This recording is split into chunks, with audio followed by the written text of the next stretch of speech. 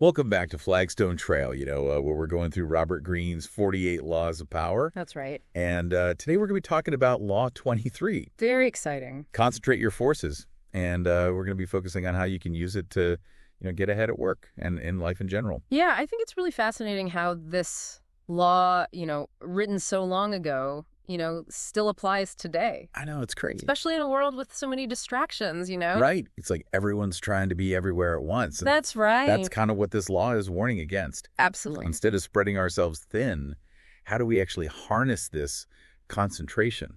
Yeah. To gain power. Well, Greene uses this really great metaphor of mining, Okay. You get more from finding a rich vein and digging deep than you do just kind of like flitting between these shallow deposits. Right. It's about going all in on your strengths. That makes sense. Yeah. Like choosing quality over quantity. And Greene also talks about, the dangers of mediocrity that come from trying to do too much. Yes, he does. Right. He uses this kind of funny analogy. Okay. He talks about a goose who's boasting to a horse about being able to walk, swim, and fly.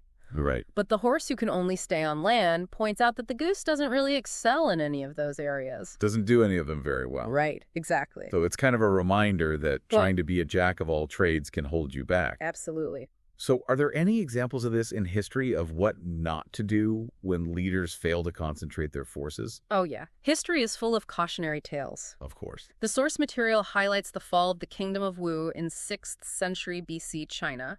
Okay. This king, he was really driven by ambition. Okay. And he really overextended his forces trying to conquer all of China. So he wanted it all. He wanted it all instead of focusing on what was achievable. Yeah.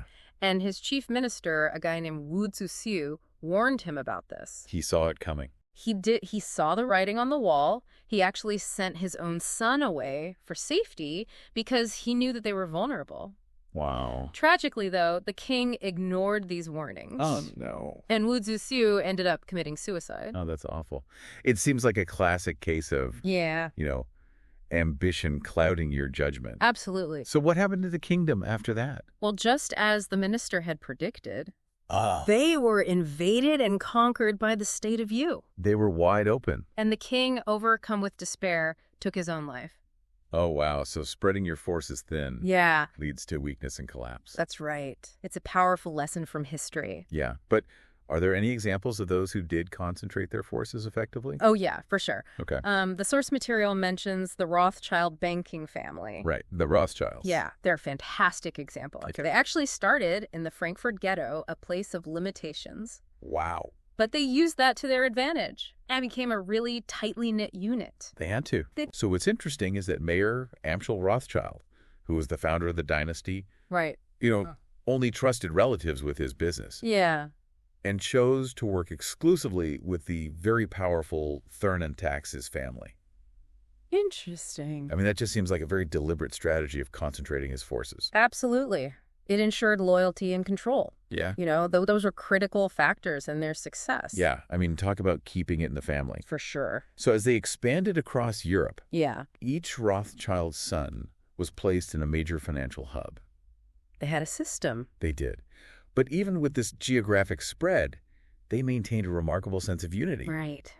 How do they manage that? Well, they developed their own shared language, a code, Wow. and even practiced strategic marriages within the family. I was going to say, isn't that how they kept the money and the power consolidated? That's all very strategic. 16 out of 18 Rothschild's marriages were between first cousins. It's really remarkable. It's mind-boggling. Yeah. But, I mean, it really does underscore their commitment to concentration. Oh, absolutely. They took it very seriously. So in a world of constant change and upheaval, their focus became their bedrock. Yeah. It enabled them to weather any storm. It's almost counterintuitive, isn't it? It is. In a world that's constantly trying to pull us in different directions, Right. the ability to focus, to concentrate our forces becomes a source of strength and power. You would think it would be the opposite, but It's not. It's It's not. not. It's quite the opposite. it's that laser focus It gets does you that. through. Absolutely. Yeah, Yeah. it really is. And the ability to focus, that becomes even more valuable in the workplace. Oh, totally. Where distractions are just constant. Right. So how can we, in our own professional lives, Yeah. apply this law effectively? Yeah. We're not all running Right. international banking dynasties. Well, think of it this way. You have all these different skills and talents, Right. but instead of trying to be good at everything, you need to identify that one key area where you can really excel. So like your superpower. Yeah. Think of it as your key patron, that area of focus that will yield the greatest rewards. So is there anyone who comes to mind who's done this really well, historically or currently? Well, what about Casanova? Casanova. He was really known for his laser focus. Especially when it came to the ladies. Well, yes, especially when it came to seduction. Okay. Could we consider that his key patron? His one true love. Well, in a way, yeah. I mean, he was incredibly successful. Oh, was. And focused and dedicated to his craft. And that same focus helped him escape. Oh, right. The inescapable prison in Venice. That's right. It's fascinating that the same principle can be applied to, yeah, seduction and a daring prison break. It all comes down to focus. But then I'm also thinking about someone like, Nikola Tesla. Yeah. Who, despite being a brilliant inventor, really struggled because he just didn't seem to have that singular focus. Right. He was a cautionary example. Yeah. He had so many ideas and projects. I know it's hard when you're brilliant in every direction. He spread himself too thin and wasn't able to fully capitalize on his potential. Right. He didn't commit to a key patron the way Casanova did with seduction or the Rothschilds did with finance. He didn't have that one thing. He didn't have that one thing. Right. So to avoid Tesla's fate, yes, we need to be strategic about where we direct our energy. Absolutely. I mean, think about Napoleon's military strategy. Okay. He was a master of concentrating his forces at the enemy's weakest point. Oh, he knew how to win. He did. And that's how he achieved decisive victory. So where do we apply that in our lives?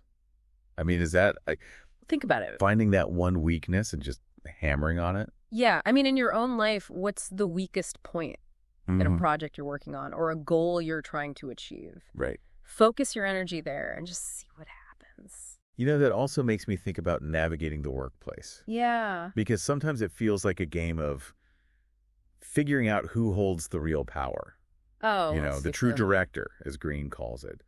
I'm thinking of, Cardinal Richelieu's rise to power. Oh, yeah. In 17th century France, Yeah. He recognized that the king's mother, Marie de Medici, right, was the real power behind the throne. Interesting. And he aligned himself with her.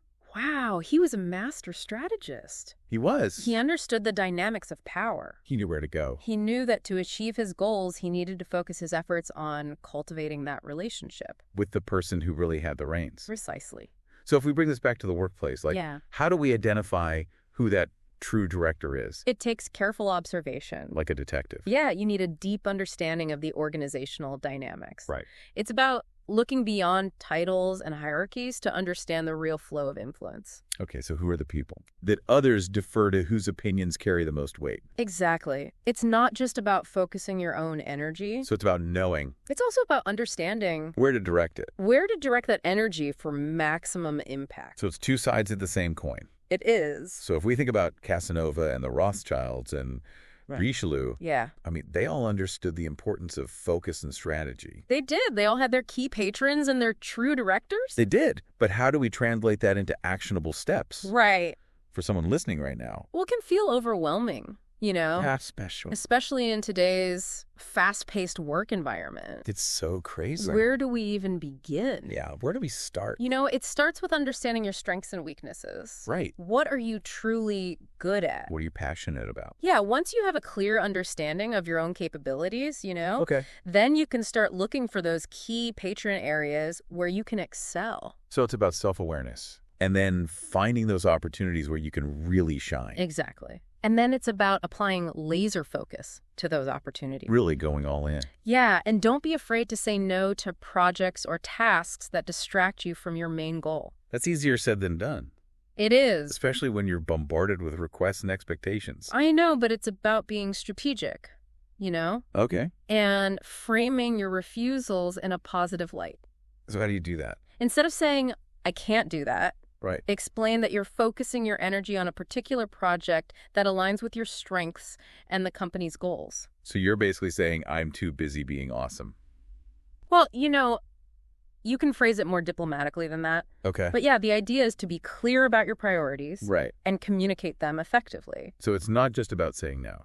It's not just about saying no. It's about finding the yeses Yeah, it's also about saying yes enthusiastically to the right opportunities. to the things that you're really passionate about. Exactly. You can't just be a passive observer. Right. You need to actively seek out those key patrons and true directors that can help you maximize your impact. So it's like that, quote, perfection resides in quality, not quantity. That's a good one. It's a powerful reminder Yeah. that true success comes from focusing on what truly matters. So to bring it all back to Law 23, concentrate your forces. Yeah.